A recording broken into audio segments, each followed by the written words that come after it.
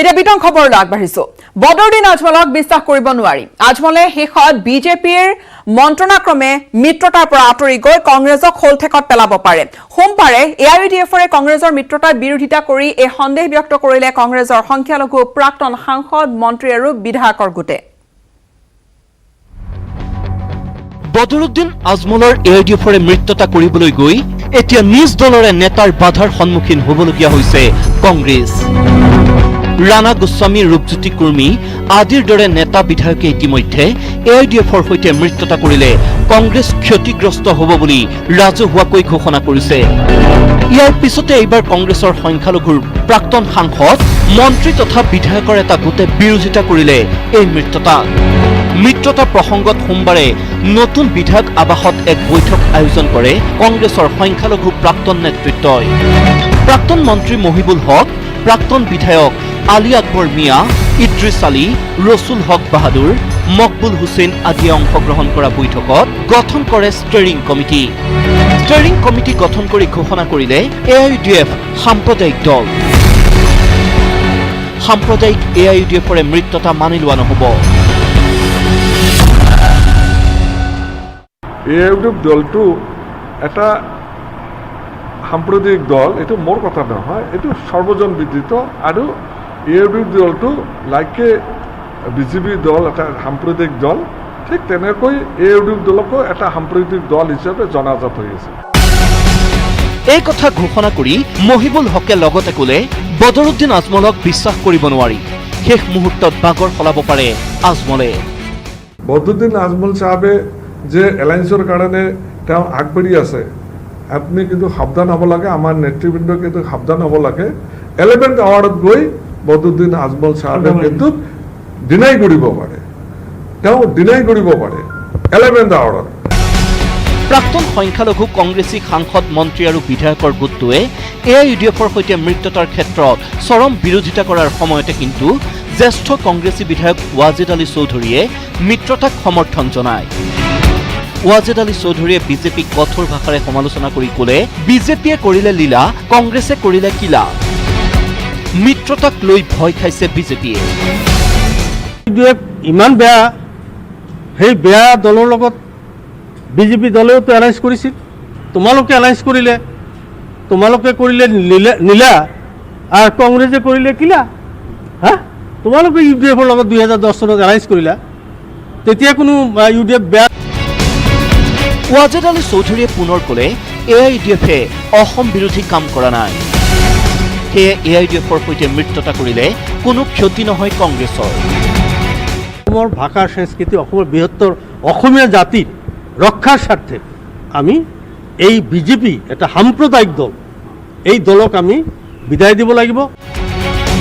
উল্লেখযোগ্য যে কংগ্ৰেছ এআইইউডিএফৰ মিত্ৰতা হ'লে কংগ্ৰেছৰ বহু বিধায়ক আৰু প্ৰাক্তন বিধায়কে টিকট নোপোৱাৰ আশংকা কৰিয়েই এতিয়া বিৰোধিতা কৰিছে মিত্ৰতাৰ। কিন্তু এই বিৰোধিতাত হাইকমাণ্ডে গুৰুত্ব দিবনে? কেমেৰাত নিতুল কৃষ্ণৰ সৈতে বিজু কুমাৰ ডেকাৰ ৰিপৰ্ট, নিউজ 18 অসম। কৰোনা আতংকৰ মাজতে মহানগৰীৰ মাজমজিয়াত দেখা গ'ল এটা ভয়ংকৰ দৃশ্য। কোভিডৰ কঠোৰ নীতি নিয়ম উলংঘা কৰি আধাৰ কাৰ্ডৰ বাবে লাচিত নগৰত দেখা গ'ল দীঘলীয়া শাৰী। মাস্ক, সামাজিক দূৰত্ব নামানি কোলাত কেঁচুৱা লৈ ওলাই আহিল একাংশ লোক, ওলাই আহিল 65ৰ ঊৰ্ধৰ মহিলাও। ঘৰৰ ভিতৰৰ পৰা ওলাওঁতে সাৱধান হওক, পৰিধান কৰক মাস্ক, বজাই ৰাখক সামাজিক দূৰত্ব। কোভিড মহামাৰীৰ বিৰুদ্ধে যুঁজ দিবলৈ এয়া স্বাস্থ্য বিভাগৰ কঠোৰ নীতি নিৰ্দেশনা। পিছে চৰকাৰী এই নীতি নিৰ্দেশনাৰ বিপৰীত দৃশ্য মহানগৰীৰ লাচিত নগৰত। অঞ্চলটোত পুৱাৰে পৰা সমাগম হাজাৰ হাজাৰ লোকৰ। নাই মাস্ক, নাই সামাজিক দূৰত্ব। ভালদৰে মন কৰক এই দৃশ্য। পিছে কিহৰ বাবে ওলাই আহিছে এইসকল লোক? শুনক তেওঁলোকৰ মুখেৰে। চৰকাৰী ঘৰ দিছে, চৰকাৰী আঁচনি দিছে, যিকোনো আধাৰ কাৰ্ডৰ এটা কিবা বনাব লাগে, জৰুৰীয়ে। সেইকাৰণে আধাৰ কাৰ্ডখন নহ'লে একো কামেই আগুৱাই নহ'লে। হয়, ৰাজ্যৰ বিভাগে বিভাগে আৰম্ভ হৈছে চৰকাৰী অভিলাষী আঁচনিৰ আবেদন পূৰণৰ পৰ্ব। যাৰ বাবে প্ৰতিটো বিভাগৰ আঁচনিৰ হিতাধিকাৰী হ'বলৈ সকলোকে প্ৰয়োজন আধাৰ কাৰ্ডৰ আৰু সেয়ে আধাৰ কাৰ্ড তৈয়াৰ কৰিবলৈ পুৱাৰে পৰা ভিৰ বিভিন্ন লোকৰ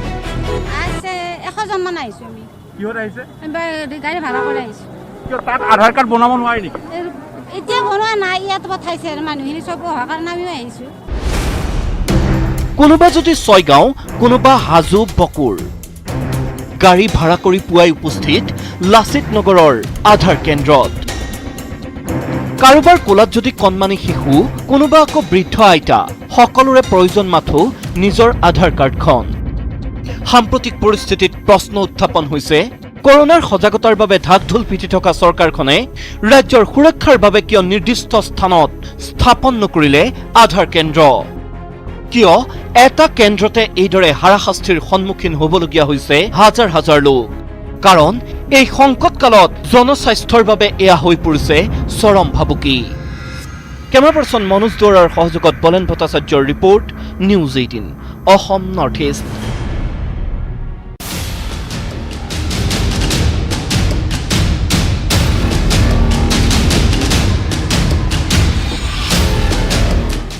কংগ্ৰেছৰ নেতৃত্ব কেন্দ্ৰিক সংঘাত সম্প্ৰতি তুংগত উঠিছে নেতৃত্বৰ পৰিৱৰ্তন বিচাৰি কেইবাজনো জ্যেষ্ঠ নেতাই হাইকমাণ্ডলৈ পত্ৰ প্ৰেৰণ কৰাৰ পিছতে কংগ্ৰেছে অনুষ্ঠিত কৰিবলৈ বাধ্য হয় কংগ্ৰেছ ৱৰ্কিং কমিটিৰ বৈঠক আৰু আজি অনুষ্ঠিত CWCৰ বৈঠকত চৰ্চা হয় নেতৃত্বৰ সালসলনিৰ প্ৰসংগটো গোলাম নবী আজাদ কপিল সিব্বালকে ধৰি একাংশ নেতাই পত্ৰযোগে এজন কাৰ্যক্ষম আৰু গুণমুখী সভাপতি নিযুক্তি দিব লাগে বুলি সোনিয়া গান্ধীলৈ পত্ৰ প্ৰেৰণ কৰাৰ পিছতে সোনিয়া গান্ধীয়ে সভাপতি পদ ত্যাগ কৰাৰ কথা স্পষ্টভাৱে জনাই দিয়ে এই পদবীৰ পৰা তেওঁক অব্যাহতি দিবলৈ আহ্বান জনায় কিন্তু আজি সুদীৰ্ঘ সময় ধৰি CWCৰ বৈঠকত নোলাল নেতৃত্বৰ সালসলনিৰ স্পষ্ট এটা সমাধান পূৰ্বৰ পৰম্পৰা অটুট ৰাখি বিভক্ত হয় CWCৰ নেতাসকল আৰু একাংশই গান্ধী পৰিয়ালৰ প্ৰতিয়ে আনুগত্য প্ৰকাশ কৰাৰ বিপৰীতে আন একাংশই নেতৃত্বৰ পৰিৱৰ্তনৰ সপক্ষে মত পোষণ কৰে ইফালে প্ৰাক্তন প্ৰধানমন্ত্ৰী ডক্টৰ মনমোহন সিঙকে ধৰি কেইবাজনো জ্যেষ্ঠ নেতাই সোনিয়া গান্ধীকে নেতৃত্বৰ দায়িত্ব অৰ্পণ কৰাৰ সপক্ষে মত প্ৰকাশ কৰিছে সামগ্ৰিকভাৱে ক'ব পাৰি কংগ্ৰেছৰ নেতৃত্বৰ পৰিৱৰ্তনৰ প্ৰসংগটো পুনৰ পূৰ্বৰ দৰে উলমি থাকিব আৰু ইয়াৰ আগতেও নেতৃত্বৰ পৰিৱৰ্তনৰ কথা চৰ্চা হোৱা যদিও শেষ মুহূৰ্তত গান্ধী পৰিয়ালৰ হাততে থাকি যায় বা অৰ্পণ কৰা হয় নেতৃত্ব ইফালে এই পত্ৰখনক লৈ CWCত খুব উচ্চাৰে কাৰ্যকৰী সভাপতি ৰাহুল গান্ধীয়ে এনে পত্ৰই বিজেপিকহে সহায় কৰাৰ লগতে পত্ৰৰ স্বাক্ষৰকাৰীসকল বিজেপিৰ প্ৰতি অনুকম্পা আছে তেওঁলোকৰ বুলি কটাক্ষ কৰে ৰাহুল গান্ধীয়ে ৰাহুলৰ এনে মন্তব্যত ক্ষুব্ধ হৈ কংগ্ৰেছ দল ত্যাগ কৰাৰ কথাও ভাবুকি দিলে অন্যতম স্বাক্ষৰকাৰী গোলাম নবী আজাদে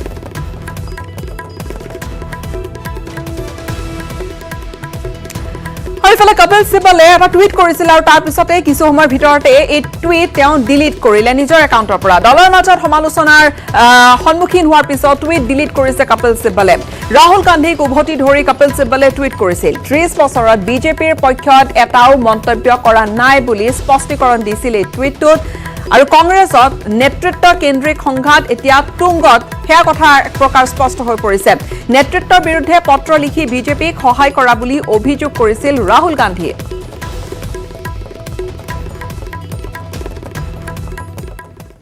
আৰু ইফালে সোনিয়া গান্ধীক অন্তৱৰ্তীকালীন সভানেত্ৰী হিচাপে কাৰ্যনিৰ্বাহ কৰি যাবলৈ আহ্বান জনাইছে CWCৰ একাংশ সদস্যই ক'বলৈ গ'লে অধিকাংশ সদস্যই এই আহ্বান জনাইছে আৰু নতুন সভাপতি নিৰ্বাচিত নোহোৱালৈকে সোনিয়াকে দলৰ নেতৃত্ব ল'বলৈ আহ্বান জনাইছে নেতাসকলে উল্লেখযোগ্য যে সোনিয়া গান্ধীয়ে কংগ্ৰেছৰ মুৰব্বী পদ ত্যাগ কৰিবলৈ ইচ্ছা প্ৰকাশ কৰাৰ পিছতো পুনৰ দলৰ নেতৃত্ব ল'বলৈ আহ্বান জনোৱাটো তাৎপৰ্যপূৰ্ণ বিবেচিত হৈছে ইয়াৰ পূৰ্বেও সোনিয়া গান্ধীয়ে কংগ্ৰেছৰ সভানেত্ৰীৰ পদ ত্যাগ কৰিছিল যদিও নতুন সভাপতি নিৰ্বাচিত নোহোৱালৈকে অন্তৱৰ্তীকালীন সভানেত্ৰী হিচাপে কাৰ্যনিৰ্বাহ কৰিবলৈ আহ্বান জনাইছিল এনে প্ৰেক্ষাপটত পুনৰ কংগ্ৰেছৰ সভাপতি হিচাপে সোনিয়া গান্ধীয়ে কাৰ্যনিৰ্বাহ কৰি যোৱাৰ সম্ভাৱনা এতিয়া স্পষ্ট হৈ পৰিছে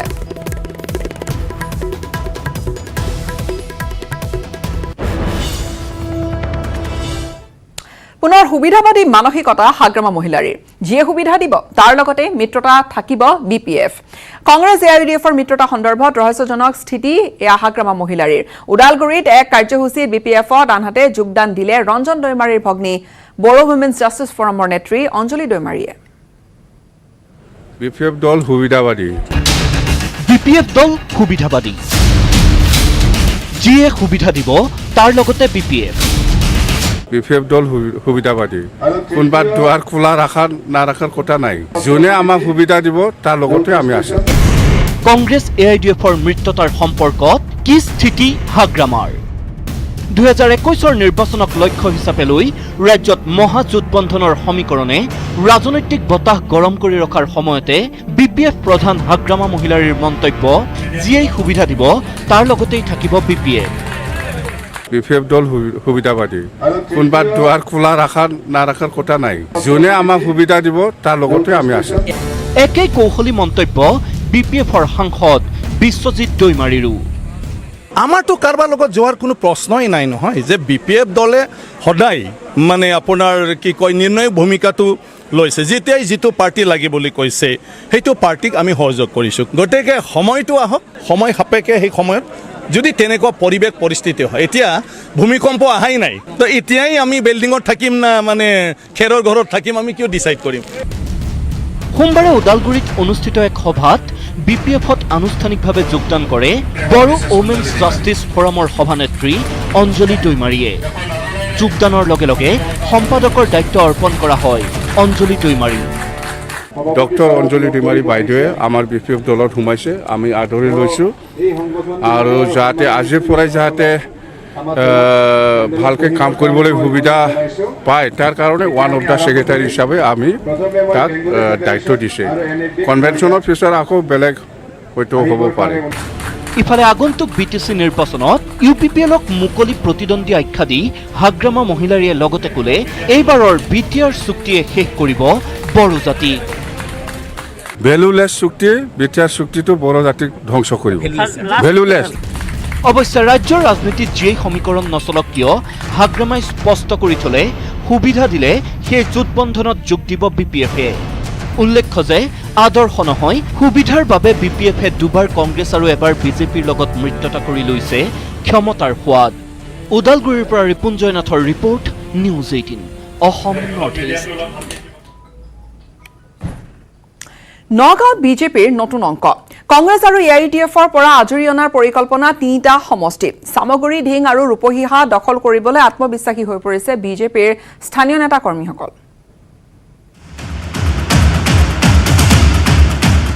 কংগ্ৰেছ AIDFৰ মিত্ৰতাৰ প্ৰসংগ, নগাঁৱত তৎপৰ বিজেপি। কাৰ লাভ হ'ব, কাৰ উচ্চন যাব ভেটি? কংগ্ৰেছ AIDFৰ মিত্ৰতাৰ পাছতে নগাঁৱৰ অংকত ব্যস্ত দুই দলৰ লগতে বিজেপিও। বিশেষকৈ চামগুৰি, ৰূপহীহাট আৰু ঢিং দখলৰ পৰিকল্পনাৰে বিজেপিৰ কুচকাৱাজ। কলিয়াবৰৰ সভাত জিলা সভাপতি অনিল শইকীয়াৰ হুংকাৰ। চামগুৰি, ৰূপহীহাটৰ হাজাৰ হাজাৰ সংখ্যালঘু ভোটাৰে যোগদান কৰিব বিজেপিত।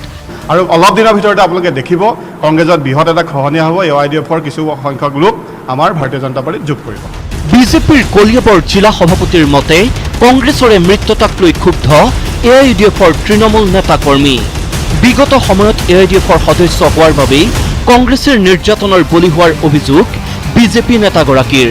আনকি ৰকিবুল হুছেইন এণ্ড কোম্পানীয়ে মহিলাৰ গাটো হাত দিয়াৰ অভিযোগ বিজেপি নেতাগৰাকীৰ। সাধাৰণ ৰাইজে ভাবি আছিলে যে ৰকিবুল আৰু নুলহুদাৰ যি অত্যাচাৰ, সেই অত্যাচাৰৰ বলি হৈ সংখ্যালঘু সম্প্ৰদায়ৰ যিসকল ব্যক্তি আছিলে, যে আপোনালোকে দেখিছে, আপোনালোকে স্থানীয় সাংবাদিক, আপোনালোকে জানে যে কংগ্ৰেছক ভোট নিদিয়াৰ কাৰণে কিমান সংখ্যালঘু মানুহক অত্যাচাৰ কৰিছিল। হাঁহ, পাৰ, কুকুৰা, মুৰ্গী, টিন পাত, কল, মহিলাৰ গাতো তেওঁলোকে হাত দিছিলে। এই সকলো তেওঁলোকে লুটিপুটি নিছিলে। গতিকে এই অত্যাচাৰৰ বলি হৈ তেওঁলোকে বিকল্প হিচাপে AIDFক জইন কৰিছিলে। কিন্তু এতিয়া যিহেতু AIDF আৰু ৰকিবুল এক হ'ল, তেতিয়া সাধাৰণ মানুহখিনি খঙত আছে, ক্ষোভত আছে।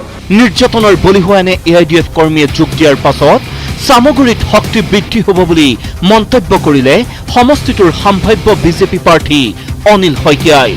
যিহেতু এতিয়া আনুষ্ঠানিকভাৱে মিত্ৰতা হ'ল, তেওঁলোক ক্ষোভিত হৈ গ'ল যে আমাৰ পৰা দমকলটো তেওঁলোকে ৰকিবুলে কাঢ়ি নিছে, সেই ৰকিবুলক আমি কেনেকৈ ছাপোৰ্ট কৰিম? আমি কংগ্ৰেছত নথকাৰ বাবে আমাৰ তাৰপৰা টিনপাত সুলকা দিছে, আমি সেই ৰকিবুলক কেনেকৈ ছাপোৰ্ট কৰিম?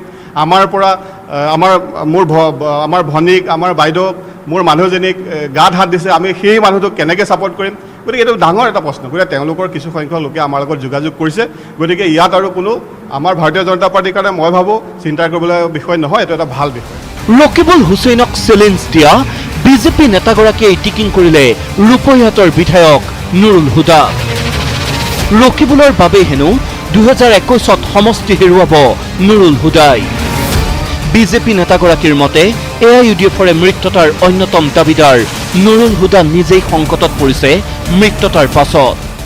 নুৰুল হুদা হ'লে এতিয়া আমাৰ বেয়া লাগিছে, কাৰণ তেখেতে AIUDF আৰু কংগ্ৰেছৰ মিত্ৰতাটো জোৰকৈ বিচাৰিছিল, কিন্তু এতিয়া মই শুনি আছোঁ ৰূপহী সমষ্টি AIUDFলৈ যাব। গতিকে নুৰুল হুদাই কি কৰিব? এতিয়া ৰকিবুল হুছেইনৰ যি ৰাজনীতি পাকচক, তাততো নুৰুল হুদাই পাত্তা নাপায়। ৰকিবুল হুছেইনে নিজে জিকিবৰ কাৰণে চামগুৰিটো ঠিক কৰি ল'ব, কিন্তু তাত আমাৰ ভাৰতীয় জনতা পাৰ্টীৰ ৰন্ধক বখল থাকিব, এইটো বেলেগ কথা। কিন্তু তাৰ কাৰণে ৰকিবুল হুছেইন নিজেই চামগুৰি ঠিক কৰি ৰূপহীটো AIUDFক এৰি দিব। গতিকে নুৰুল হুদাৰ কি হ'ব? সাপ্তাহিক লকডাউন অমান্য কৰি ৰূপহীহাটত নুৰুল হুদাই সভা পতাৰ এদিন পাছতে এনেদৰে তৎপৰ হৈছে বিজেপি। কিন্তু চামগুৰি আৰু ৰূপহীহাটক লৈ বিজেপিৰ পৰিকল্পনা কিমান কাৰ্যকৰী হয় সেয়া সময়েহে ক'ব। নগাঁৱৰ পৰা নীলোৎপল বৰাৰ report, news 18 Assam North east.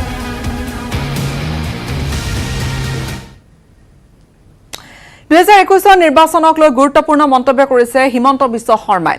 পূৰ্বৰ বহু বিজেপি বিধায়কে নাপাব পাৰে সমষ্টিৰ টিকট, সকলো সমষ্টিত হিচাপ নিকাচৰ পিছতহে চূড়ান্ত হ'ব টিকট। অগপক আসন এৰি দিয়াক লৈও মন্তব্য কৰিছে হিমন্ত বিশ্ব শৰ্মাই।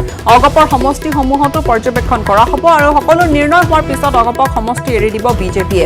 এই মন্তব্য কৰিছে হিমন্ত বিশ্ব শৰ্মাই। বিজেপিয়ে কিমান আসন লাভ কৰে পিছৰ কথা, কিন্তু মই হিমন্তই কৈছো বুলি তেওঁ উল্লেখ কৰিছে আৰু কৈছে যে আগন্তুক নিৰ্বাচনত টাৰ্গেট 100। ৰাজ্যপালৰ ওচৰত যোৱাৰ সময়ত 100 বিধায়ক লগত যাব বুলি স্পষ্ট কৰিছে হিমন্ত বিশ্ব শৰ্মাই।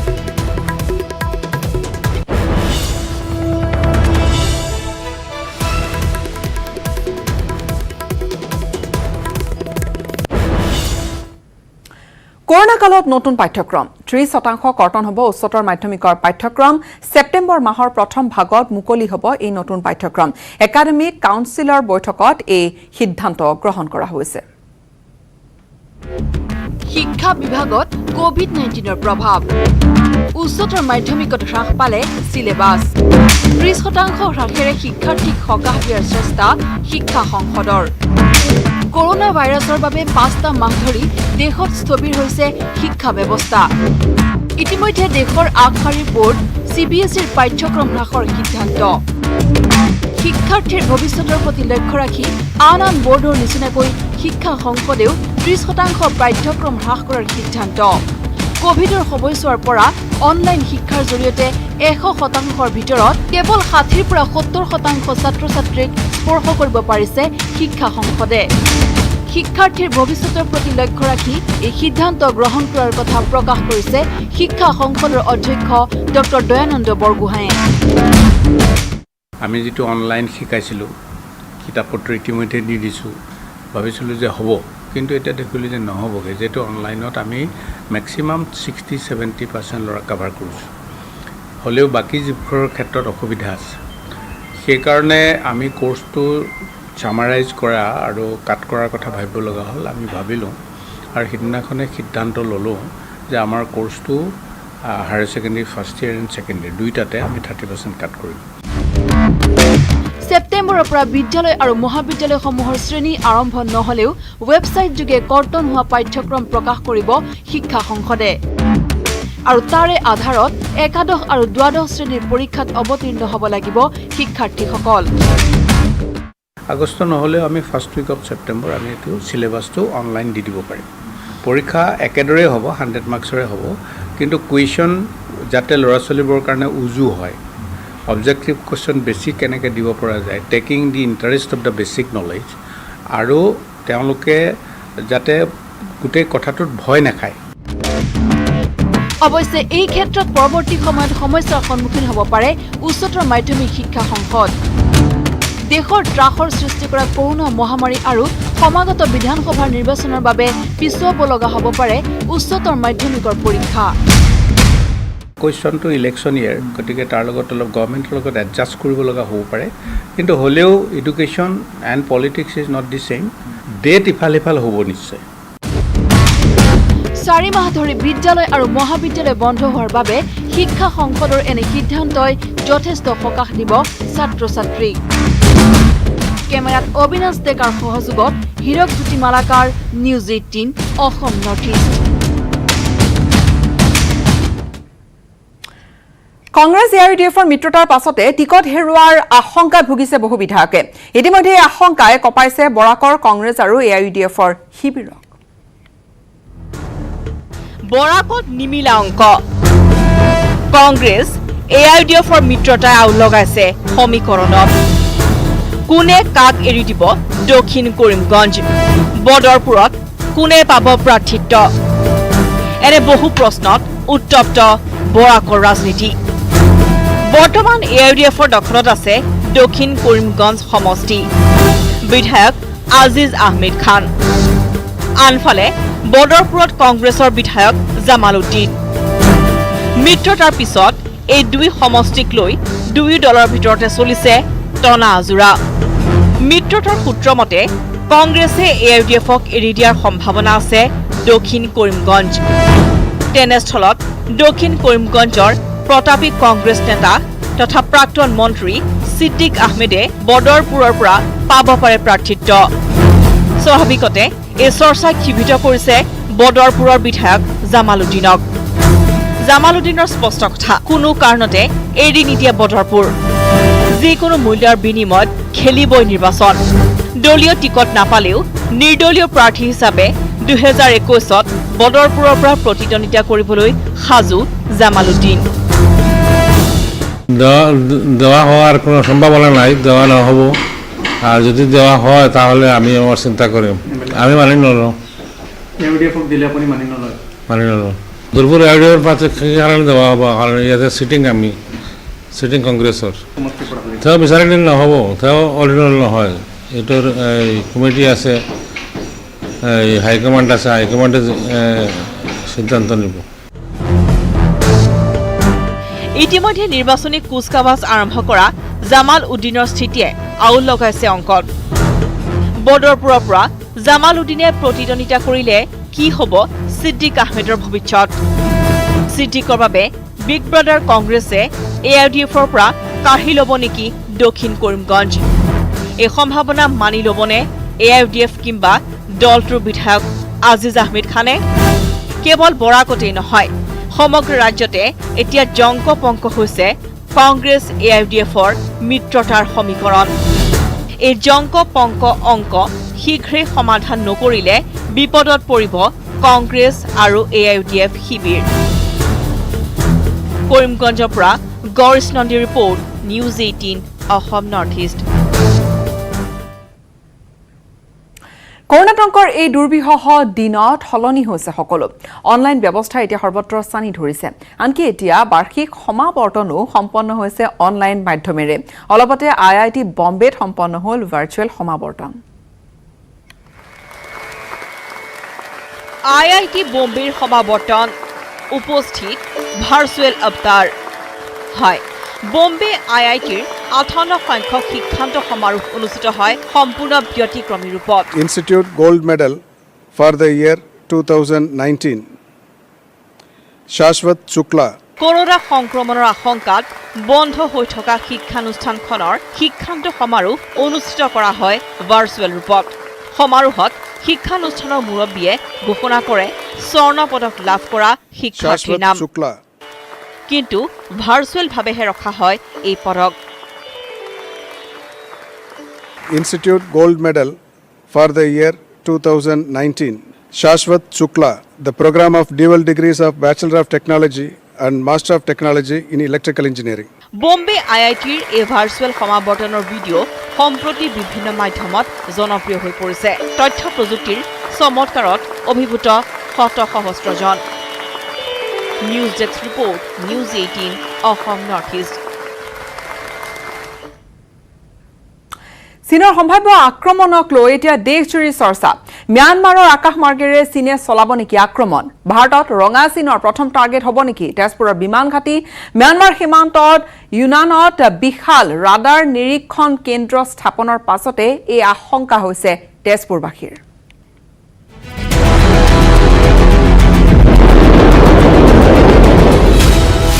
এইবাৰ চীনৰ ব্লুপ্ৰিণ্ট তেজপুৰ বায়ুসেনা ঘাটি ধ্বংস কৰা চীনৰ মূল লক্ষ্য যদিও অৰুণাচল প্ৰদেশ কিন্তু পূব সীমান্তত সামৰিকভাৱে ভাৰতক পংগু কৰাৰ নতুন কৌশল চীনৰ যুদ্ধকালীন পৰিস্থিতিত চীনে তেজপুৰৰ বায়ুসেনা ঘাটি তথা সামৰিক বিমানবন্দৰ ধ্বংস কৰাৰ পৰিকল্পনা যুগুতাইছে।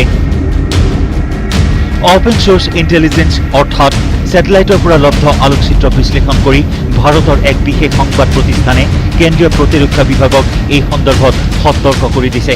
ভাৰত চীন সীমান্তৰ অন্যতম এয়াৰবেজ তেজপুৰতেই আছে বায়ুসেনাৰ দুটাকৈ গুৰুত্বপূৰ্ণ 2 আৰু 106 নম্বৰ স্কোৱাড্ৰন। সেই নিঃসন্দেহে চীনৰ প্ৰথম লক্ষ্য হ'ব তেজপুৰ।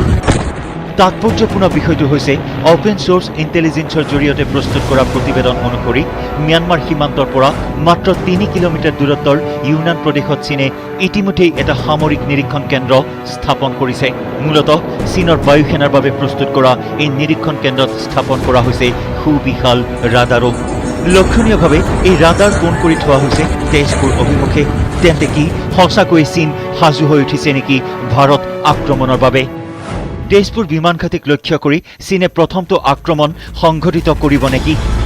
তেন্তে কিদৰে সাজু হৈ উঠিছে ভাৰত? কিদৰে চীনৰ সৈতে মোকাবিলা কৰিব ভাৰতীয় বায়ুসেনাই? চীনক উচিত প্ৰত্যুত্তৰ দিব পৰাকৈ সাজুনে তেজপুৰ বায়ুসেনা? অৱশ্যে এই মুহূৰ্তত কোনো কথা ব্যক্ত কৰিব বিচৰা নাই তেজপুৰ বায়ুসেনাই। কিন্তু পূৰ্বৰ AOC MK গুপ্তাৰ পৰা দায়িত্বভাৰ গ্ৰহণ কৰি তেজপুৰ বায়ুসেনাৰ AOC তেজপাল সিঙে কি কৈছিল সংবাদ মাধ্যমৰ আগত? যিকোনো প্ৰত্যাহ্বান প্ৰতিহত কৰিব পৰাকৈ সাজু তেজপুৰ বায়ুসেনা ঘাটি। দেশৰ বিপদকালীন সময়ত যুঁজিব পৰাকৈ সদায় সাজু তেজপুৰ বায়ুসেনা। स्टेशन तेजपुर पूरी तरीके से तैयार है और हर चैलेंज जो आएगा उसके लिए, चाहे वो सिक्योरिटी हो चाहे पीस टाइम में हो, हर चैलेंज को फेस करने के लिए तैयार है। उस स्टेशन और उसके लोग और उसके एसेट्स पूरी तरीके से तैयार हैं। বায়ুসেনাৰ বঁটাপ্ৰাপক তেজপুৰৰ AOC তেজপাল সিং ইতিপূৰ্বে সুবৃহৎ উচ্চতাৰ বিমান উৰণেৰে এগৰাকী সুদক্ষ পাইলট হিচাপে বায়ুসেনা বিভাগত সকলোৰে মাজত চিনাকি। তেজপুৰৰ পৰা হেমন্ত কুমাৰ নাথৰ report, news 18 Assam North east. Ranjan গগৈৰ নাম লৈ তৰুণ গগৈয়ে বিতৰ্কৰ সৃষ্টি কৰিব বিচাৰিছে। এই মন্তব্য মন্ত্ৰী হিমন্ত বিশ্ব শৰ্মাৰ। ৰঞ্জন গগৈ ৰাজ্যসভাৰ সাংসদ হয়। তৰুণ গগৈয়ে বিবাদ ভাল পায় কাৰণে ৰাজনৈতিক মৰ্যাদাৰ বাবে বিবাদ সৃষ্টি কৰিছে। তৰুণ গগৈৰ তেজ প্ৰকৃততে কাৰ বুলিও প্ৰশ্ন তুলিলে হিমন্ত বিশ্ব শৰ্মাই। পৰীক্ষাত ওলাব তেওঁৰ কাৰ তেজ। তৰুণ গগৈৰ প্লাজমা ললে গম পাব যে তৰুণ গগৈৰ দেহত আজমলৰ তেজ আছে। আজমলৰ চৰণত কংগ্ৰেছ পৰিছে আৰু কংগ্ৰেছৰ নেতা কৰ্মীসকল সুখী নহয় বুলি মন্তব্য কৰিছে হিমন্ত বিশ্ব শৰ্মাই। বিশেষকৈ সংখ্যালঘুসকল সুখী নহয়। গৌৰৱ গগৈৰ ভৱিষ্যতৰ জীৱনৰ কথা ভাবি ৰাজনীতি কৰিছে তৰুণ গগৈয়ে। ল'ৰা সাংসদ কৰাৰ বাবে তৰুণ গগৈৰ এই ৰাজনীতি বুলি কটাক্ষ হিমন্ত বিশ্ব শৰ্মাৰ। ডিচেম্বৰ জানুৱাৰীৰ পৰা আনহাতে বিজেপিৰ ৰাজনীতি আৰম্ভ হ'ব বুলিও তেওঁ ঘোষণা কৰিছে। 21 নিৰ্বাচনৰ মুখ্যমন্ত্ৰী প্ৰাৰ্থী প্ৰক্ষেপ কৰে নকৰে কেন্দ্ৰই সিদ্ধান্ত ল'ব। তৰুণ গগৈয়ে মোক গামোচা পিন্ধাবলৈ বহু বাকী আছে বুলিও ক'লে হিমন্ত বিশ্ব শৰ্মাই।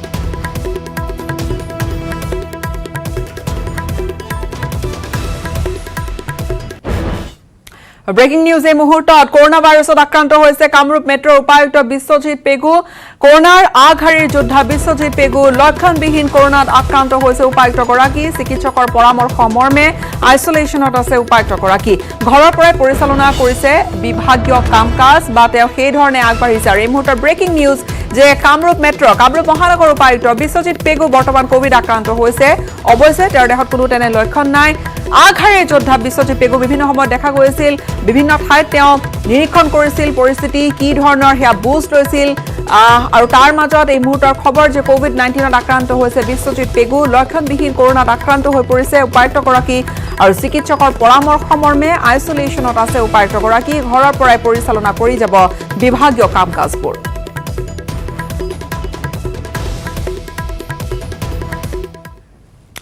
দেশৰ ৰাষ্ট্ৰীয় সংগীত কেনেদৰে পৰিৱেশন কৰে নাজানে যুৱ কংগ্ৰেছীয়ে। যুৱ কংগ্ৰেছৰ সভাত বিকৃত ৰূপত পৰিৱেশন ৰাষ্ট্ৰীয় সংগীত। ডিব্ৰুগড় জিলা যুৱ কংগ্ৰেছৰ বৰ্ধিত কাৰ্যনিৰ্বাহক সভাত সংঘটিত হৈছে এনে এটা ঘটনা।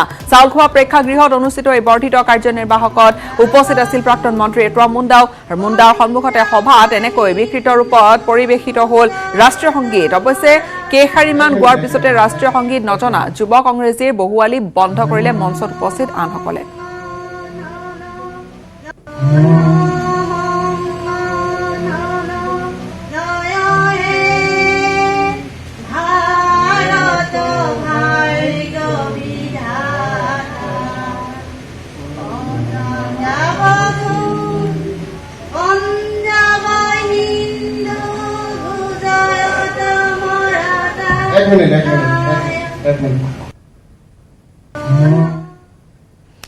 লকডাউন প্ৰায় 5 মাহে বন্ধ শিক্ষা অনুষ্ঠান কি কৰিছে বাৰু শিক্ষাৰ্থীসকলে শিলঙৰ কথা ক'বলৈ লৈছো শিলঙৰ শিক্ষাৰ্থীসকলে এই লকডাউনৰ সময়ছোৱাত গ্ৰহণ কৰিছে বিশেষ পদক্ষেপ চাওক এই প্ৰতিবেদন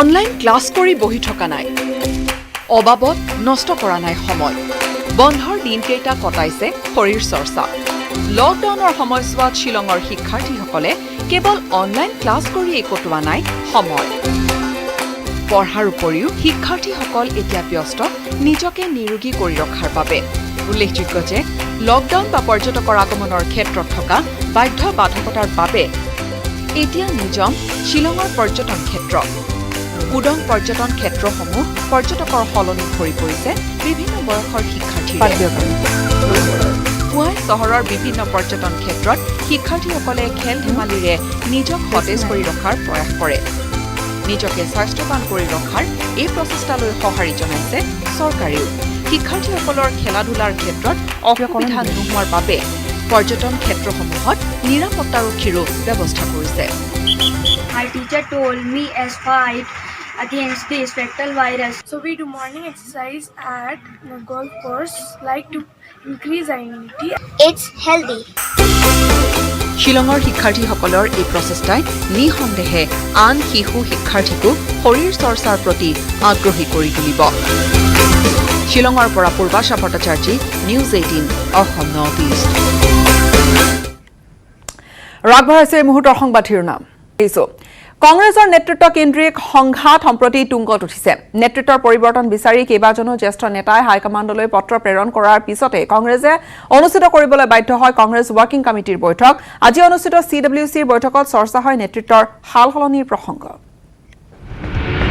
এখন পত্ৰক লৈ মহা সংকটত কংগ্ৰেছ সংকট মোচনৰ বাবে কংগ্ৰেছ ৱৰ্কিং কমিটিৰ জৰুৰী বৈঠক নেতৃত্বক লৈ কংগ্ৰেছত স্পষ্ট বিভাজন গুৰিয়াল নোহোৱা নাৱৰ দৰে অৱস্থা কংগ্ৰেছৰ নেতৃত্বৰ পৰা আঁতৰিব বিচাৰিছে সোনিয়া গান্ধী অন্তৱৰ্তীকালীন সভানেত্ৰী পদৰ পৰা সোনিয়া গান্ধীয়ে বিচাৰিছে অব্যাহতি এবছৰ ধৰি কংগ্ৰেছৰ অন্তৱৰ্তীকালীন সভানেত্ৰী হিচাপে কাৰ্যনিৰ্বাহ কৰি আছিল সোনিয়া গান্ধীয়ে এবছৰ ধৰি সভাপতি নোহোৱাকৈ চলি আছে দেশত 70 বছৰে শাসন কৰা দলটো 10 আগষ্টত সোনিয়া গান্ধীৰ অন্তৱৰ্তীকালীন সভানেত্ৰীৰ কাৰ্যকালৰো অন্ত পৰিল কিন্তু বিগত এটা বছৰে এজন নতুন সভাপতি নিৰ্বাচন কৰিব নোৱাৰিলে কংগ্ৰেছে ইয়াৰ মাজতে 7 আগষ্টৰ পত্ৰই জোকাৰিছে কংগ্ৰেছৰ ভেটি পূৰ্ণকালীন কাৰ্যদক্ষ নেতৃত্বৰ দাবীত পত্ৰ 3 শতাধিক জ্যেষ্ঠ কংগ্ৰেছীৰ কপিল সিব্বাল গোলাম নবী আজাদ শশী থাৰুৰ আনন্দ শৰ্মা পৃথ্বীৰাজ চাৱন বিবেক টাংখাৰ দৰে নেতাই সোনিয়া গান্ধীক আহ্বান জনালে নতুন এগৰাকী কাৰ্যক্ষম আৰু সবল নেতাক সভাপতিৰ দায়িত্ব দিয়াৰ বাবে ইয়াৰ পিছতে সোনিয়া গান্ধীৰ পদত্যাগৰ ইংগিতৰ লগে লগে পুনৰ সংকটত পৰিছে কংগ্ৰেছ একাংশই বিচাৰিছে গান্ধী পৰিয়ালৰ পৰা আজাদী একাংশ আকৌ আজিও গান্ধী পৰিয়ালৰে সমৰ্থক অমৰিন্দৰ সিং ভূপেশ বাঘেল সিদ্ধাৰামায়া গান্ধী পৰিয়ালৰ অনুগত সোনিয়া গান্ধীক সভানেত্ৰী পতাৰ পক্ষত এওঁলোক অতি কমেও 10খন ৰাজ্যিক কমিটিয়ে সোনিয়া গান্ধীৰ দলৰ সভানেত্ৰী হৈ থকাটো বিচাৰিছে ইফালে ৰাহুল গান্ধী পুনৰ সভাপতি নহওঁ বুলি নিজৰ স্থিতিত দৃঢ় ইয়াৰ মাজতে ৰাহুল গান্ধী আৰু একাংশ জ্যেষ্ঠ কংগ্ৰেছীৰ মুকলি সংঘাতে উদঙাইছে দেশৰ আটাইতকৈ পুৰণি ৰাজনৈতিক দলটোৰ পুতৌ লগা অৱস্থা কাৰণ কংগ্ৰেছ ৱৰ্কিং কমিটিৰ বৈঠকত গৰজি উঠিল ৰাহুল গান্ধী সোনিয়া গান্ধীৰ বিৰুদ্ধে পত্ৰ লিখা নেতাসকলক বিজেপিৰ অনুগামী আখ্যা ইয়াৰ পাছতে ছচিয়েল মিডিয়াত ৰাহুলক উভতি ধৰিলে জ্যেষ্ঠ কংগ্ৰেছ নেতা কপিল সিব্বালে অৱশ্যে ৰাহুল গান্ধীয়ে ব্যক্তিগতভাৱে যোগাযোগ কৰি তেনে মন্তব্য কৰা নাই বুলি কোৱাৰ বাবে কপিল সিব্বালে নিজৰ পূৰ্বৰ টুইট ডিলিট কৰা বুলি পুনৰ কৰিলে টুইট ইফালে গোলাম নবী আজাদৰ দৰে জ্যেষ্ঠ নেতাই ৰাহুলৰ উচ্চ বাস্যৰ বাবে দিলে পদত্যাগৰ হুংকাৰ এনেদৰে কংগ্ৰেছত নেতৃত্বকেন্দ্ৰিক সংঘাত তুংগত উঠাৰ সময়তে কংগ্ৰেছৰ সভাপতি নহওঁ বুলি আকুৰগুজ হৈ আছে সোনিয়া গান্ধী তাৰ বিপৰীতে কংগ্ৰেছৰ সংকট মোচনৰ বাবে সোনিয়া গান্ধীকে নেতৃত্ব ল'বলৈ আহ্বান প্ৰাক্তন প্ৰধানমন্ত্ৰী ডক্টৰ মনমোহন সিঙৰ সম্প্ৰতি আটাইতকৈ ডাঙৰ প্ৰশ্নটো হৈছে কোন হ'ব কংগ্ৰেছৰ পৰৱৰ্তী সভাপতি 2019 লোকসভা নিৰ্বাচনৰ পূৰ্বে সভাপতিৰ দায়িত্বলৈ এক প্ৰকাৰ বিধ্বস্ত হোৱা ৰাহুল গান্ধীয়ে স্বেচ্ছাই ত্যাগ কৰিছিল সভাপতিৰ পদ। এনে পৰিপ্ৰেক্ষিতত এইবাৰ চৰ্চালৈ আহিছে প্ৰিয়ংকা গান্ধীৰ নামো। একাংশই ৰাহুল গান্ধীকে পুনৰ সভাপতিৰ দায়িত্ব দিয়াৰ পক্ষপাতি যদিও সোনিয়া গান্ধীয়ে ৰাহুল প্ৰিয়ংকাক কোনো এজনকে সভাপতি পদৰ বাবে বিচৰা নাই বুলি চৰ্চিত হৈছে। এনে পৰিস্থিতিত কংগ্ৰেছ গান্ধী পৰিয়ালৰ কব্জাৰ পৰা মুক্ত হোৱাৰ পথ প্ৰশস্ত হৈছে। কিন্তু ইতিহাস সাক্ষী এনে বহু বাদ বিবাদৰ পাছতো কংগ্ৰেছৰ গুৰিবঠা থাকেগৈ গান্ধী পৰিয়ালৰ হাততে। Bureau report, news 18, Assam North east. ইফালে সোনিয়া গান্ধীক অন্তৱৰ্তীকালীন সভানেত্ৰী হিচাপে কাৰ্যনিৰ্বাহ কৰি যাবলৈ আহ্বান জনাইছে CWCৰ অধিকাংশ সদস্যই। নতুন সভাপতি নিৰ্বাচিত নোহোৱালৈকে সোনিয়া গান্ধীকে দলৰ নেতৃত্ব ল'বলৈ আহ্বান জনাইছে নেতাসকলে। উল্লেখযোগ্য যে সোনিয়াই কংগ্ৰেছৰ মুৰব্বী পদ ত্যাগ কৰিবলৈ ইচ্ছা প্ৰকাশ কৰাৰ পিছতো পুনৰ দলৰ নেতৃত্ব ল'বলৈ আহ্বান জনোৱাটো তাৎপৰ্যপূৰ্ণ বিবেচিত হৈছে। ইয়াৰ পূৰ্বে সোনিয়া গান্ধীয়ে কংগ্ৰেছৰ সভানেত্ৰীৰ পদ ত্যাগ কৰিছিল যদিও নতুন সভাপতি নিৰ্বাচিত নোহোৱালৈকে অন্তৱৰ্তীকালীন সভানেত্ৰী হিচাপে কাৰ্যনিৰ্বাহ কৰিবলৈ আহ্বান জনাইছিল। আৰু এনে প্ৰেক্ষাপটত পুনৰ কংগ্ৰেছৰ সভাপতি হিচাপে সোনিয়াই কাৰ্যনিৰ্বাহ কৰি যোৱাৰ সম্ভাৱনা স্পষ্ট।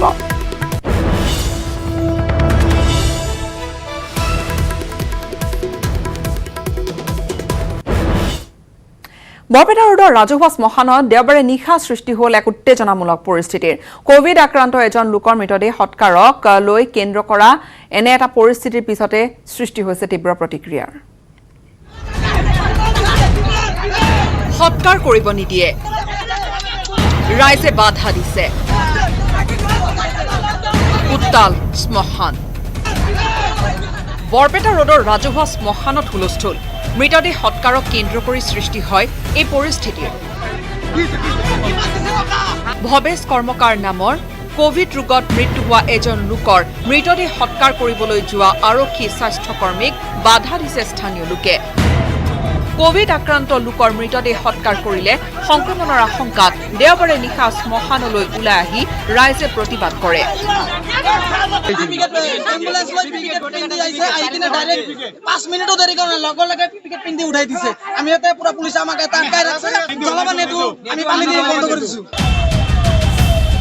ৰাইজৰ অভিযোগ, সম্পূৰ্ণ সংগোপনে প্ৰশাসনে মৃতদেহ সৎকাৰ কৰিব বিচাৰিছিল। ৰাইজৰ দাবী, কোভিড আক্ৰান্ত লোকৰ মৃতদেহ সৎকাৰৰ বাবে প্ৰশাসনে কোনো আছুতীয়া ব্যৱস্থা গ্ৰহণ কৰা নাই। ৰাইজৰ প্ৰতিবাদত স্বাস্থ্যকৰ্মীৰ পলায়ন। অৱশেষত আৰক্ষীৰ বুজনিত শান্ত হয় ৰাইজ। দীৰ্ঘ সময় ধৰি উত্তেজনামূলক পৰিস্থিতি চলি থকাৰ পাছত অৱশেষত ভৱেশ কৰ্মকাৰৰ মৃতদেহ সৎকাৰ কৰা হয়। কিন্তু কোভিড ৰোগীৰ মৃতদেহ সৎকাৰৰ ক্ষেত্ৰত সৃষ্টি হোৱা অপ্ৰীতিকৰ পৰিস্থিতিৰ এয়াই প্ৰথম নহয়। ইয়াৰ পূৰ্বেও বিভিন্ন স্থানত সৃষ্টি হৈছিল উত্তেজনা। এনে ক্ষেত্ৰত কোভিড ৰোগীৰ মৃতদেহ সৎকাৰৰ বাবে সুব্যৱস্থা গ্ৰহণ কৰিবলৈ আহ্বান জনাইছে ৰাইজে, যাতে অন্ততঃ মৃত্যুৰ পাছত শান্তিপূৰ্ণভাৱে সম্পন্ন হয় সৎকাৰ। বৰপেটা ৰোডৰ পৰা Dhanjit Das, news 18, Assam North east.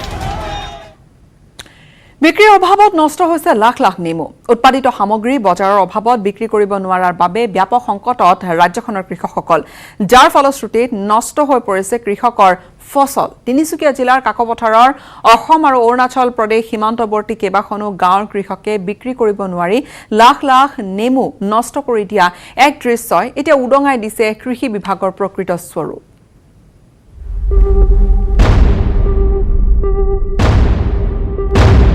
বজাৰ নাই, নষ্ট হৈছে লাখ লাখ নেমু। গভীৰ সংকটত একাংশ কৃষক।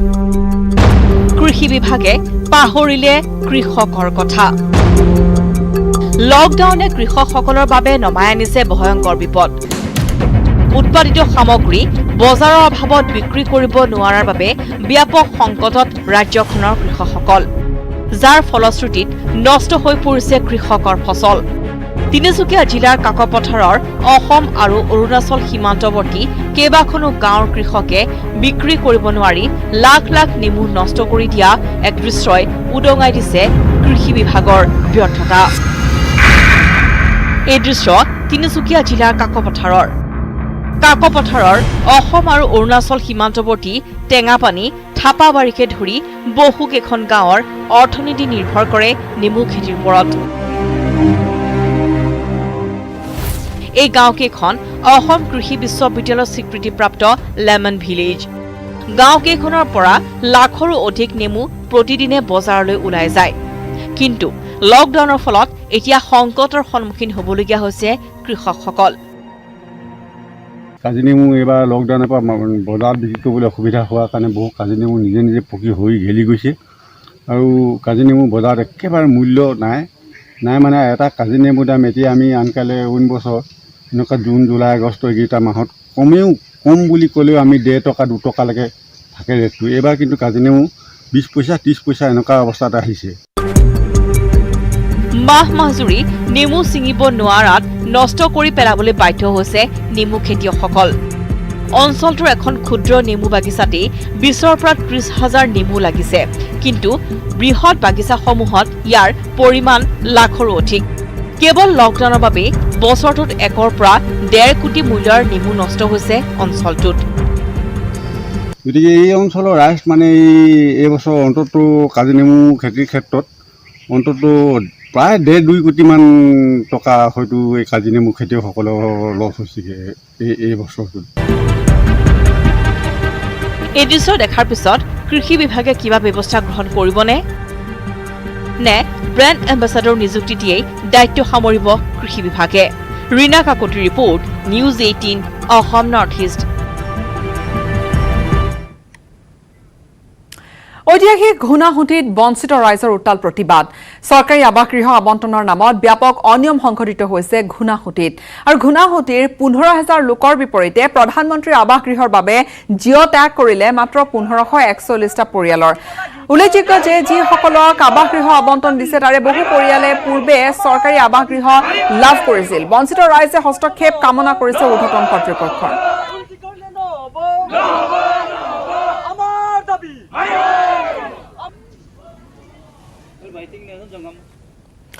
দৰঙৰ শিলবাৰীত মাৰণাস্ত্ৰসহ 4জনক আটক কৰা হৈছে। আৰক্ষীৰ জালত পৰিছে আব্দুল হানিফ, ইক্ৰামুল ইছলাম, হাবুল ইছলাম আৰু লগতে শামছুল হুছেইন। ধৃত আটাইকেইজনৰ ঘৰ ঢেকীয়াজুলিৰ কঠালডুব গাঁৱত। দলটোৰ পৰা এটা পিষ্টল, 5 জাই গুলী আৰু এখন ডেকাৰ উদ্ধাৰ কৰা হৈছে। অল্ট গাড়ী এখনেৰে দলগাঁও অভিমুখে আহি থকা অৱস্থাত শিলবাৰীত আৰক্ষীয়ে সন্দেহ কৰি তালাচী কৰাত গাড়ীখনৰ পৰা উদ্ধাৰ কৰা হয় মাৰণাস্ত্ৰ। দলটোৱে অঞ্চলটোত ডকাইতি কৰাৰ পৰিকল্পনাৰে সোমোৱা বুলি আৰক্ষীয়ে সন্দেহ কৰিছে।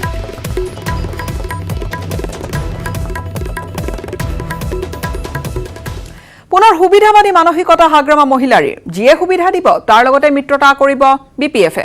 কংগ্ৰেছ AIUDF-ৰ মিত্ৰতা সন্দৰ্ভত ৰহস্যজনক স্থিতিত হাগ্ৰামা। ওদালগুৰিত এক কাৰ্যসূচীৰ লগতে BPF-ত যোগদান কৰিলে ৰঞ্জন দৈমাৰীৰ ভগ্নী বড়ো উইমেন্স জাষ্টিছ ফৰামৰ নেত্ৰী অঞ্জলি দৈমাৰীয়ে। BPF দল সুবিধাবাদী। BPF দল সুবিধাবাদী। যিয়ে সুবিধা দিব তাৰ লগতে BPF দল সুবিধাবাদী। কোনোবা দুৱাৰ খোলা নাৰাখাৰ কথা নাই। যোনে আমাক সুবিধা দিব তাৰ লগতে আমি আছো। কংগ্ৰেছ AIUDF-ৰ মিত্ৰতাৰ সম্পৰ্কত কি স্থিতি হাগ্ৰামাৰ? 2021ৰ নিৰ্বাচনক লক্ষ্য হিচাপে লৈ ৰাজ্যত মহাজোটবন্ধনৰ সমীকৰণে ৰাজনৈতিক বতাহ গৰম কৰি ৰখাৰ সময়তে BPF প্ৰধান হাগ্ৰামা মহিলাৰীৰ মন্তব্য, যিয়েই সুবিধা দিব তাৰ লগতেই থাকিব BPF। BPF দল সুবিধাবাদী। কোনোবা দুৱাৰ খোলা নাৰাখাৰ কথা নাই। যোনে আমাক সুবিধা দিব তাৰ লগতে আমি আছো। একেই কৌশলী মন্তব্য BPF-ৰ সাংসদ বিশ্বজিৎ দৈমাৰীৰো।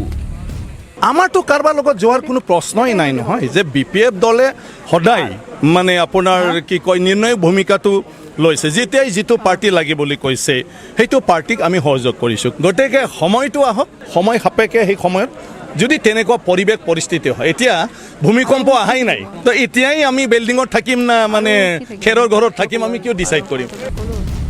সোমবাৰে ওদালগুৰিত অনুষ্ঠিত এক সভাত BPF-ত আনুষ্ঠানিকভাৱে যোগদান কৰে বড়ো উইমেন্স জাষ্টিছ ফৰামৰ সভানেত্ৰী অঞ্জলি দৈমাৰীয়ে। যোগদানৰ লগে লগে সম্পাদকৰ দায়িত্ব অৰ্পণ কৰা হয় অঞ্জলি দৈমাৰী। ডক্টৰ অঞ্জলি দৈমাৰী বাইদেৱে আমাৰ BPF দলত সোমাইছে, আমি আদৰি লৈছোঁ। আৰু যাতে আজিৰ পৰাই যাতে ভালকৈ কাম কৰিবলৈ সুবিধা পায় তাৰ কাৰণে ওৱান অফ দ্য ছেক্ৰেটাৰী হিচাপে আমি তাক দায়িত্ব দিছে কনভেনশ্যন অফিচাৰ আকৌ বেলেগ হয়তো হ'ব পাৰে ইফালে আগন্তুক বিটিচি নিৰ্বাচনত UPPLক মুকলি প্ৰতিদ্বন্দ্বী আখ্যা দি হাগ্ৰামা মহিলাৰীয়ে লগতে ক'লে এইবাৰৰ BTR চুক্তিয়ে শেষ কৰিব বড়ো জাতিক ভেলুলেছ চুক্তিয়ে BTR চুক্তিটো বড়ো জাতিক ধ্বংস কৰিব ভেলুলেছ অৱশ্যে ৰাজ্যৰ ৰাজনীতিত যিয়েই সমীকৰণ নচলক কিয় হাগ্ৰামাই স্পষ্ট কৰি থলে সুবিধা দিলে সেই জোটবন্ধনত যোগ দিব BPFে উল্লেখ্য যে আদৰ্শ নহয় সুবিধাৰ বাবে BPFে দুবাৰ কংগ্ৰেছ আৰু এবাৰ বিজেপিৰ লগত মিত্ৰতা কৰি লৈছে ক্ষমতাৰ সোৱাদ ওদালগুৰিৰ পৰা ৰিপুঞ্জয় নাথৰ report news 18 Assam North east Badruddin আজমলক বিশ্বাস কৰিব নোৱাৰি আজমলে শেষত বিজেপিৰ মন্ত্ৰণাক্ৰমে মিত্ৰতাৰ পৰা আঁতৰি গৈ কংগ্ৰেছক হলঠেকত পেলাব পাৰে সোমবাৰে AIUDFৰে কংগ্ৰেছৰ মিত্ৰতাৰ বিৰোধিতা কৰি এই সন্দেহ ব্যক্ত কৰিছে কংগ্ৰেছৰ সংখ্যালঘু প্ৰাক্তন সাংসদ মন্ত্ৰী আৰু বিধায়কৰ গোটে বদৰুদ্দিন আজমলৰ AIUDFৰে মিত্ৰতা কৰিবলৈ গৈ এতিয়া নিজ দলৰে নেতাৰ বাধাৰ সন্মুখীন হ'বলগীয়া হৈছে কংগ্ৰেছ ৰাণা গোস্বামী ৰূপজ্যোতি কুৰ্মী আদিৰ দৰে নেতা বিধায়কে ইতিমধ্যে AIUDFৰ সৈতে মিত্ৰতা কৰিলে কংগ্ৰেছ ক্ষতিগ্ৰস্ত হ'ব বুলি ৰাজহুৱাকৈ ঘোষণা কৰিছে ইয়াৰ পিছতে এইবাৰ কংগ্ৰেছৰ সংখ্যালঘুৰ প্ৰাক্তন সাংসদ মন্ত্ৰী তথা বিধায়কৰ এটা গোটে বিৰোধিতা কৰিলে এই মিত্ৰতা প্ৰসংগত সোমবাৰে নতুন বিধায়ক আৱাসত এক বৈঠক আয়োজন কৰে কংগ্ৰেছৰ সংখ্যালঘু প্ৰাক্তন নেতৃত্বই প্ৰাক্তন মন্ত্ৰী মহিবুল হক প্ৰাক্তন বিধায়ক আলী আকবৰ মিয়া ইদ্ৰিছ আলী ৰসুল হক বাহাদুৰ মকবুল হুছেইন আদিয়ে অংশগ্ৰহণ কৰা বৈঠকত গঠন কৰে ষ্টেৰিং কমিটি গঠন কৰি ঘোষণা কৰিলে AIUDF সাম্প্ৰদায়িক দল সাম্প্ৰদায়িক AIUDFৰে মিত্ৰতা মানি লোৱা নহ'ব AIUDF দলটো এটা সাম্প্ৰদায়িক দল এইটো মোৰ কথা নহয় এইটো সৰ্বজন বিদিত আৰু AIUDF দলটো লাইকে বিজেপি দল এটা সাম্প্ৰদায়িক দল ঠিক তেনেকৈ AIUDF দলকো এটা সাম্প্ৰদায়িক দল হিচাপে জনাজাত হৈ আছে এই কথা ঘোষণা কৰি মহিবুল হকে লগতে ক'লে বদৰুদ্দিন আজমলক বিশ্বাস কৰিব নোৱাৰি শেষ মুহূৰ্তত বাগৰ সলাব পাৰে আজমলে বদৰুদ্দিন আজমল সাহেবে যে এলায়েন্সৰ কাৰণে তেওঁ আগবাঢ়ি আছে আপুনি কিন্তু সাৱধান হ'ব লাগে আমাৰ নেতৃবৃন্দ কিন্তু সাৱধান হ'ব লাগে 11th আৱাৰ্ডত গৈ বদৰুদ্দিন আজমল সাহেবে কিন্তু ডিনাই কৰিব পাৰে 11th আৱাৰ্ডত প্ৰাক্তন সংখ্যালঘু কংগ্ৰেছী সাংসদ মন্ত্ৰী আৰু বিধায়কৰ গোটটোৱে AIUDFৰ সৈতে মিত্ৰতাৰ ক্ষেত্ৰত চৰম বিৰোধিতা কৰাৰ সময়তে কিন্তু জ্যেষ্ঠ কংগ্ৰেছী বিধায়ক ৱাজিদ আলী চৌধুৰীয়ে মিত্ৰতাক সমৰ্থন জনায় ৱাজিদ আলী চৌধুৰীয়ে বিজেপিক কঠোৰ ভাষাৰে সমালোচনা কৰি ক'লে বিজেপিয়ে কৰিলে লীলা কংগ্ৰেছে কৰিলে কিলা মিত্ৰতাক লৈ ভয় খাইছে বিজেপিয়ে ইমান বেয়া সেই বেয়া দলৰ লগত বিজেপি দলেওতো এলায়েন্স কৰিছিল তোমালোকে এলায়েন্স কৰিলে নীলা আৰু কংগ্ৰেছে কৰিলে কিলা হা তোমালোকে UDFৰ লগত 2010 চনত এলায়েন্স কৰিলা তেতিয়া কোনো UDF বেয়া ৱাজিদ আলী চৌধুৰীয়ে পুনৰ ক'লে AIUDFে অসম বিৰোধী কাম কৰা নাই সেয়ে AIUDFৰ সৈতে মিত্ৰতা কৰিলে কোনো ক্ষতি নহয় কংগ্ৰেছৰ অসমৰ ভাষা সংস্কৃতি অসমৰ বৃহত্তৰ অসমীয়া জাতিৰ ৰক্ষাৰ স্বাৰ্থে আমি এই বিজেপি এটা সাম্প্ৰদায়িক দল এই দলক আমি বিদায় দিব লাগিব উল্লেখযোগ্য যে কংগ্ৰেছ AIUDFৰ মিত্ৰতা হলে কংগ্ৰেছৰ বহু বিধায়ক আৰু প্ৰাক্তন বিধায়কে টিকট নোপোৱাৰ আশংকা কৰিয়েই এতিয়া বিৰোধিতা কৰিছে মিত্ৰতাৰ কিন্তু এই বিৰোধিতাত হাইকমাণ্ডে গুৰুত্ব দিবনে কেমেৰাত নিতুল কৃষ্ণৰ সৈতে বিজু কুমাৰ ডেকাৰ ৰিপৰ্ট নিউজ 18 অসম নৰ্থ সান্ধ্য আইনৰ মাজতে নিশা লংকাৰ ৰাজপথত লোক লংকা থানাৰ অন্তৰ্গত নাঙলভঙা অঞ্চলৰ দৃশ্য দেখুৱাম নিশা গাঁওখনত প্ৰায় 60টা হাতীৰ এটা বৃহৎ জাকে প্ৰৱেশ কৰাত আতংকিত হৈ পৰে আৰু লোকসকল ৰাজপথলৈ ওলাই আহে অঞ্চলটোৰ লোকসকল গাঁওবাসীয়ে হাতীৰ জাকটো খেদিবলৈ ৰাজপথত জুই জ্বলোৱাৰ লগতে ফটকা ফুটাই হাতী খেদাৰ চেষ্টা চলায় আনহাতে অঞ্চলটোত হাতীৰ জাক প্ৰৱেশ কৰাৰ পিছতো হাতী খেদিবলৈ বন বিভাগৰ লোক উপস্থিত নোহোৱাত ৰাইজৰ মাজত তীব্ৰ প্ৰতিক্ৰিয়াৰ সৃষ্টি হয় এপিনে অঞ্চলটোৰ ৰাইজ হাতী খেদিবলৈ ওলাই অহাত গভীৰ নিশালৈকে হাতীৰ জাকটোৱে ধাননি পথাৰত অৱস্থান কৰে। 50-60টামান হ'ব টোটেল। এতিয়া মানে আমাৰ এই ৰাইজৰ এইটো ঘৰৰ কাষেদি পৰা বাগানৰ মাজেদি আছে, বেৰ চেৰ চব ভাঙি দিলে। টোটেলি মানে এতিয়া আমাৰ গাঁৱটো নেক্সট মানে পথাৰখিনি সোমাই গ'ল মানে এতিয়া। কিমানটা হাতী আছে? হাতী সৰু পোৱালিও আছে, ডাঙৰ 50টামান হ'ব।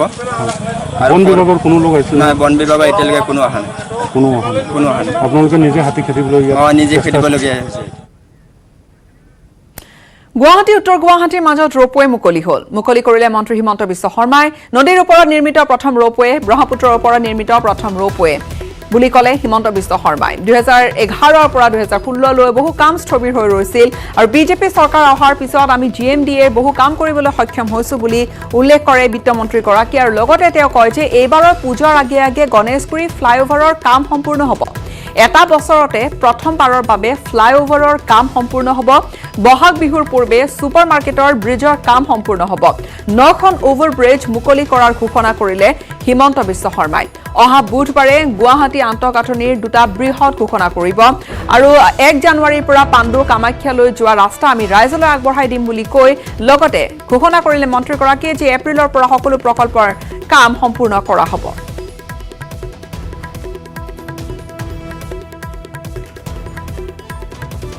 আৰু ইয়াৰ ৰ'পৱে গুৱাহাটী আৰু উত্তৰ গুৱাহাটীৰ মাজত পাৰাপাৰ হ'বলৈ নৈৰ ওপৰেদি 8 মিনিটৰ মাত্ৰ সময়ৰ প্ৰয়োজন হ'ব।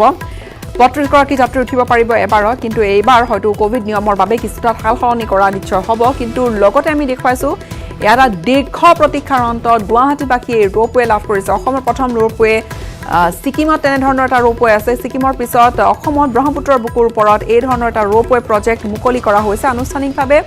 আৰু ইয়াত উত্তৰ গুৱাহাটী আৰু গুৱাহাটীৰ মাজৰ যি অহা যোৱা কৰাৰ সময় এই ৰ'পৱে বহুখিনি হ্ৰাস কৰিব আৰু লগতে পৰ্যটনৰ অন্যতম আকৰ্ষণথলী হৈ পৰিব বুলি বিভিন্ন মহলে আশা কৰিছে। 2011 চনৰ পৰা 2016লৈ বহু কাম স্থবিৰ হৈ ৰৈছিল, কিন্তু বিজেপি চৰকাৰ অহাৰ পিছত বহুখিনি কাম কৰিবলৈ সক্ষম হৈছে বুলি ৰ'পৱে মুকলি কৰি উল্লেখ কৰে বিত্তমন্ত্ৰী হিমন্ত বিশ্ব শৰ্মাই।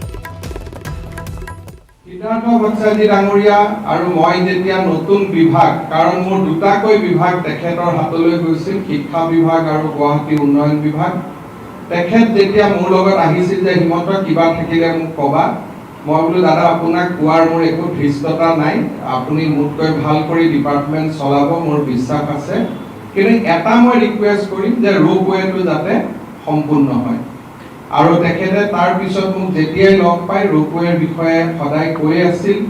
আৰু আজি এনেকুৱা এটা দিন আহিল যিটো দিনত আমি এই ৰ'পৱে আমি সম্ভৱ কৰি তুলিব পাৰিলোঁ। আৰু আজি ব্ৰহ্মপুত্ৰৰ মাজেৰে নদীৰ ওপৰত নিৰ্মিত প্ৰথম ৰূপৱে, পাহাৰৰ ওপৰত ৰূপৱে বহুত হৈছে, নদীৰ ওপৰত ব্ৰহ্মপুত্ৰৰ বুকুত নিৰ্মাণ হোৱা প্ৰথম ৰূপৱে গুৱাহাটীবাসীৰ কৰকমলত অৰ্পণ কৰিবলৈ পাই সঁচাকৈ আমি গৌৰৱ অনুভৱ কৰোঁ। যোৱা 5টা বছৰ আমি পৰিশ্ৰম কৰিছিলোঁ আৰু এপ্ৰিলৰ আগতে বহুত ফচল আমি কাটিম। গণেশগুৰি ফ্লাইঅভাৰে হওক, ফুট অভাৰব্ৰিজেই হওক, আজি ৰূপৱে হওক, কামাখ্যাৰ ৰাস্তাই হওক, ছুপাৰ মাৰ্কেটৰ ফ্লাইঅভাৰে হওক, এই ফচলবিলাক আমি এপ্ৰিলৰ আগতে কাটিম, তেনে সংকল্প আমি লৈছোঁ। আজিৰ এই দিনটোত উত্তৰ গুৱাহাটীত বহুত মানুহ ৰখি আছে। সকলোৱে কৈছিলে দাদা মিটিঙত মতা নাই, কিন্তু কৰোনাৰ কাৰণে আমি যি ধৰণে মিটিংখন কৰিব লাগিছিল কৰিব পৰা নাই। কিন্তু ইয়াৰ পৰাই মই গুৱাহাটীবাসী ৰাইজক কৃতজ্ঞতা জনাইছোঁ। সিদ্ধাৰ্থ ভট্টাচাৰ্য ডাঙৰীয়াৰ ওচৰত মোৰ ঋণ আকৌ এবাৰ ৰাজহুৱাভাৱে প্ৰকাশ কৰি মই মোৰ বক্তব্যৰ সামৰণি মাৰিছোঁ। মই ভাবোঁ ময়ো এজন মহানগৰবাসী, মই মহানগৰবাসী সকলোৰে হৈ মই মানে যথেষ্ট আজি আমি উৎফুল্লিত যে আমাৰ চহৰখনত এনেকুৱা এটা সুন্দৰ ব্যৱস্থা হ'বলৈ গৈ আছে। আপোনালোকে 2-3বাৰমান আপোনালোকেও গৈছে, আপোনালোকে দেখিছে যে ইয়াৰ যিটো প্ৰাকৃতিক সৌন্দৰ্য সঁচাকৈ ধুনীয়া। আৰু যিটো ব্যৱস্থা কৰা হৈছে ছুইজাৰলেণ্ডৰ আটাইতকৈ বেষ্ট টেকন'লজি লৈ পেলাই কৰা হৈছে। নিৰাপত্তাৰ সম্পূৰ্ণ দিশটো আমি চোৱা হৈছে। মানে কথা কৈছোঁ, এইটো শতকৰা 99% নহয়, কিন্তু 1% যদি কিবা কাৰণে ধৰি লওক ক'ৰবাত সেইখন ৰৈ যায়, আমি পেৰেলেলি এখন ৰেস্কিউ কেবল কাৰৰো আমাৰ ব্যৱস্থা আছে। আপোনালোকে উত্তৰ গুৱাহাটী সিটো পাৰত দেখিব।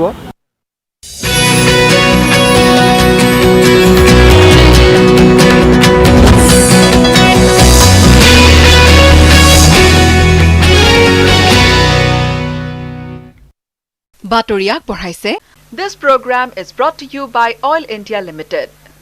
ভাৰতৰ